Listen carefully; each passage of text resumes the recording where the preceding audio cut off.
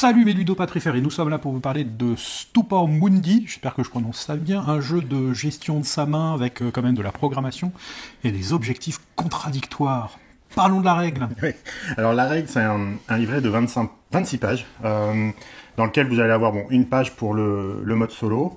Une fois que vous avez retiré à peu près les parties de la mise en place et le référentiel des cartes et de l'iconographie, en fait, il va vous rester 9 pages de règles pures. Donc c'est assez petit. En plus, en termes de mise en page, c'est relativement espacé. Ils ont pris de l'espace, ça va. C'est pas trop serré. Et puis même, ils se sont permis de faire des grands encarts d'exemples, voire même quasiment une page entière d'exemples. Donc vraiment agréable à lire et voilà, simple et rapide. La seule chose, c'est que au final, on a quand même vu 2 petites erreurs de règles sur des petits détails, mais notamment sur un scoring allié où il y a une tournure de phrase qui est pas bonne. Et puis sur une autre carte, tu sais, où il disait chacun de vos spécialistes rapporte +2, mais en fait c'est pas chacun, il en suffit juste d'un seul. Bon, voilà, donc il y a eu 2 petites erreurs de typographie, on va dire, ou de traduction, je sais pas, voilà. Ce qui était embêtant, c'était que sur la tuile alliée, en réalité, comme c'est la première tuile qu'on a lue de la première partie, on a cru que ça allait être la même chose pour tous les autres alliés qui fonctionnent de la même façon. Et c'est qu'en cours de partie qu'on s'est rendu compte qu'en fait, non, pas de bol, c'est le premier qu'on a lu qui était pas bon et tous les autres étaient bons. Et on l'a vu sur la règle en version originale que là, c'était la bonne dénomination. Voilà. Sinon, une petite chose que j'aime pas trop, c'est la typo moyenâgeuse dans les différents titres qui est utilisée. Ça, vraiment, c'est horrible à lire, mais bon. Et heureusement, ils l'ont utilisé avec parcimonie, donc ça va. Faut compter 20 à 30 minutes d'explication. On a chronométré la dernière fois 19 minutes. Tout pile. C'est étonnamment simple en fait. On va choisir une carte parmi sa main de 5 au départ, on peut en avoir plus par la suite. On la joue soit à face visible pour l'action qui est indiquée sur la carte, soit à face cachée pour jouer une des actions de son plateau personnel, voire de plus tard. On va pouvoir commercer, obtenir des cartes, construire son château, etc. Et surtout obtenir des nobles pour scorer tout au long de la partie en fonction des conditions qui sont indiquées sur ce noble, qui sont toujours en lien avec le joueur neutre, je vais l'appeler comme ça, qui est Frédéric II, qui est la couleur jaune. C'est là qu'est tout le sel du jeu, en fait. Ces nobles peuvent être en contradiction des uns des autres, donc un joueur va pouvoir choisir un noble qui va dans un sens, et un autre joueur, un noble qui va aller dans l'autre sens. C'est donc une sorte de tir à la corde multiple qui s'opère, et ces cordes, on les tire via des édits, qui vont être activés principalement lors de la construction de le château, ou l'acquisition d'un noble, ou autre cas, mais c'est principalement ça. Comment t'as trouvé le matos, sinon ? Là, c'est une version retail. Moi, je trouve que le jeu est vraiment magnifique. Le château est avec des grosses pièces en bois agréables à manipuler.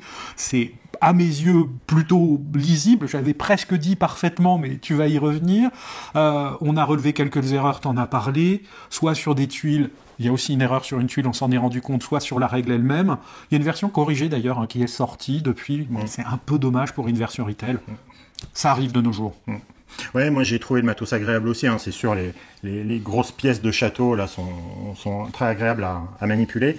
En plus, il prend pas trop de place sur la table, même à 4 joueurs, on réussissait largement à mettre tout le matériel sur la table sans vraiment se serrer ou quoi que ce soit, donc ça pour moi c'est toujours un très bon point. Et en effet, je chipoterai pour 2-3 choses qui sont vraiment légères, mais ça peut être important quand même de le dire. Voilà, j'avais un peu de mal quand même à lire certaines ressources sur les tuiles marché. Là, je trouve que voilà, les tuiles, les ressources pierre et blé sur le dessin se ressemblent un peu. Elles ont l'autre a un léger teint jaunâtre, alors que sur le matériel, on voit bien que le cube est gris et le cube est jaune, comme de l'or presque. Donc c'était un peu dur à voir parfois de loin. Ce qui était dur aussi, c'est les petites cartes avancées. Là, les cartes avancées aussi, si vous êtes un peu loin de la table, la carte déjà est petite, mais alors en plus le coup est en haut à gauche tout petit, et en plus le chiffre qui est marqué sur le prix de l'or, voilà, il est un peu rouge sur une pièce de bronze. Donc je trouve qu'en termes de contraste, on n'est pas dans la meilleure accessibilité possible. Voilà, donc mais c'est vraiment chipoté pour rien. Ce qui m'a gêné aussi, c'est les 2 petits micro-tokens qui sont utilisés sur le plateau des campagnes où votre spécialiste se déplace. Vous avez 2 petits tokens qui sont censés indiquer 2 places qui vont justement déclencher des édits. Ils sont minuscules, ceux-là, il faut les mettre dans un sac et prier pour pas que vous allez les perdre, parce que c'est vraiment des micro-tokens. Et comme tu as dit, il y a quand même une icono parfois un peu à double tranchant. Il y avait une carte notamment qui est quand même assez puissante, qui permet de déplacer 2 fois son spécialiste. Et ben on a vu qu'en réalité, il fallait déplacer 2 spécialistes différents obligatoirement. Et du coup, on comprend pas pourquoi ils ont pas mis juste un petit signe différent pour le signifier, parce que sinon, juste en prenant l'icono, on se dit déplacez votre spécialiste. Donc tu te dis pourquoi je déplacerai pas 2 fois le même. Voilà. Bon. Certes, on a vu que l'icono était différente sur le donjon, qui permet de le faire 2 fois de suite. Voilà. Mais on pensait que c'était pour un manque de place qu'ils avaient mis un petit 2 dessus. Donc en réalité, voilà. C'est des micros, c'est vraiment pour chipoter, mais sinon, moi j'aime bien ce qu'ils en ont fait au global et c'est plutôt un bon point quand même. Bon, en termes de sensation, dépasser la première partie de découverte qui est principalement là pour s'approprier les mécaniques, chacun des joueurs va prêter attention aux actions des autres en fin de compte durant la partie, surtout celles qui sont liées aux objectifs tout autour de la table.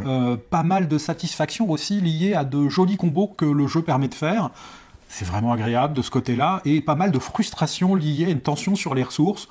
On va constamment aller en chercher dès qu'on n'en a plus, et ça peut être un peu fastidieux des fois, et le cerveau qui fume. On va avoir une grande réflexion pour bien programmer ses actions dans le bon ordre au début de son tour, avec le peu de cartes qu'on a en main. Alors certes, ça peut être contré pour en piocher d'autres, mais il faudra quand même penser à ce qu'on veut en faire, et dans quel ordre on va les faire pour être vraiment optimiste. Ouais, il y a vraiment cette partie de programmation, donc surtout sur le bateau, parce qu'en réalité vous allez diriger un bateau sur différents lieux, et sur ce lieu vous allez pouvoir interagir. Parfois vous êtes sur un lieu et vous y sentez très bien pendant 2 ou 3 tours, mais en réalité c'est à partir d'après vous dites ah merde, j'aurais peut-être pu commencer à bouger et à anticiper mes actions suivantes. Donc c'est plutôt ça la partie programmation, elle se joue là. Et après en effet il y a la gestion de ressources qui peut être tendue, parce qu'il y a cette espèce de stockage très limité au début, on n'a que 3 ressources possibles, et il faut construire des murailles pour en avoir plus, et même quand on en construit, c'est pas non plus Byzance, quoi. Donc on est vraiment sur le type de jeu, un peu de programmation, et pour moi sur la gestion de ressources. Le sel, tu l'as dit, c'est la gestion des alliés, là, qui fait ce scoring pendant la partie, qui est quand même ultra important. Moi j'ai bien aimé aussi la petite asymétrie des decks. Le jeu est très légèrement asymétrique, c'est-à-dire sur 10 cartes ou 12 cartes, il n'y en a que 2 qui sont différentes.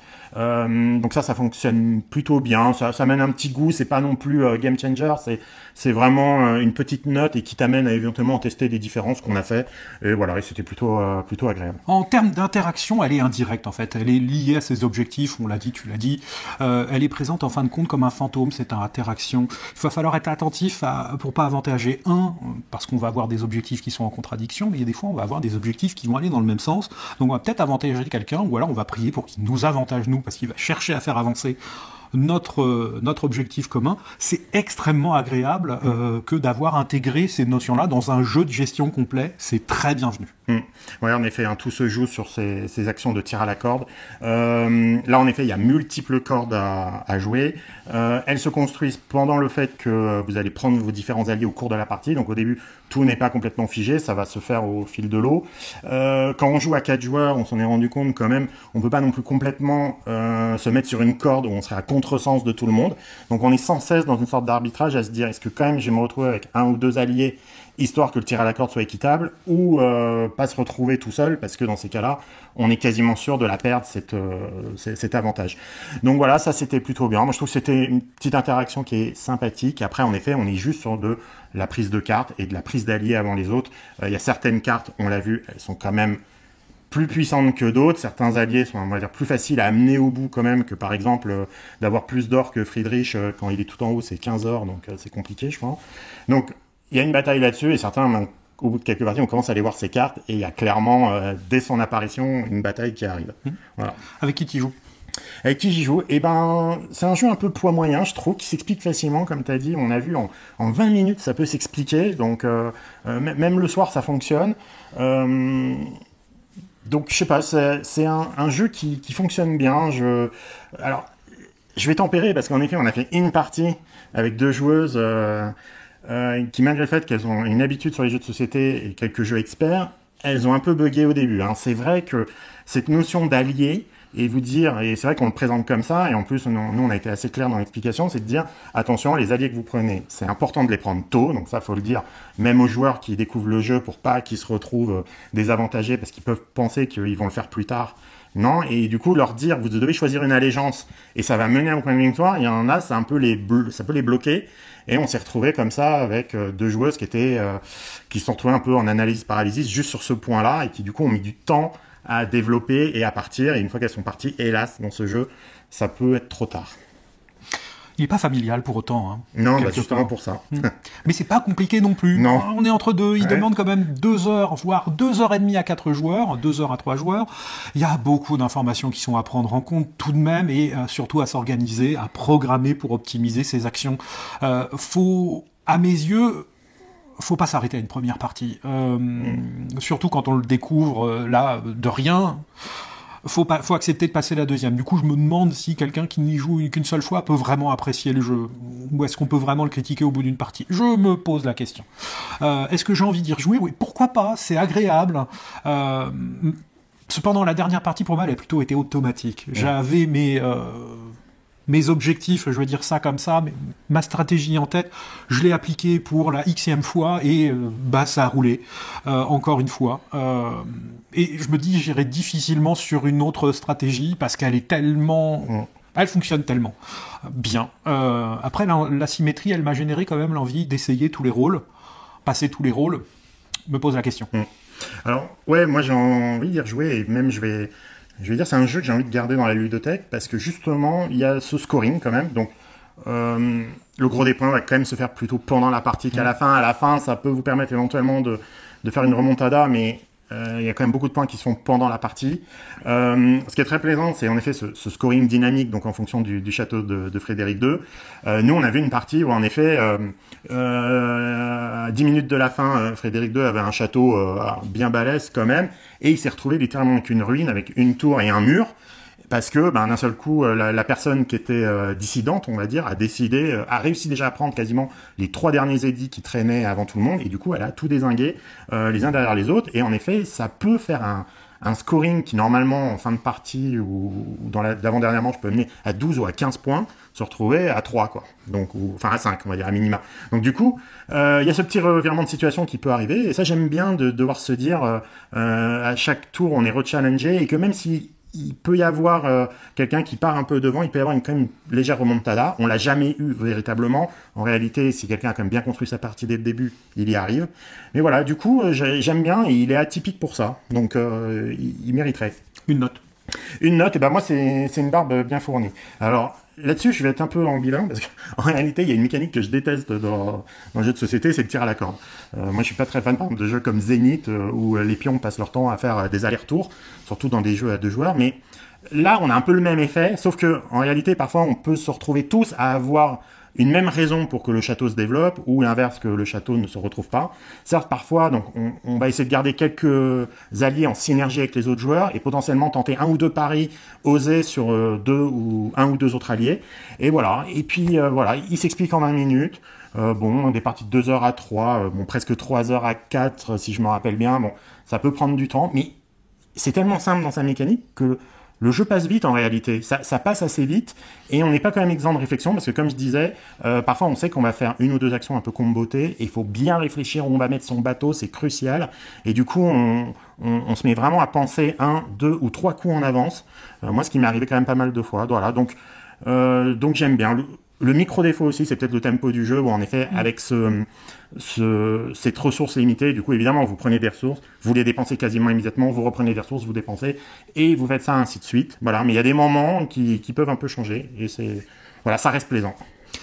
Parlant de tempo, il a quand même un petit peu de downtime, surtout à 4. Hein. Ça peut. C'est un petit défaut, c'est pas grave. On l'oublie parce que on va réfléchir pendant ce temps-là à bien programmer les choses.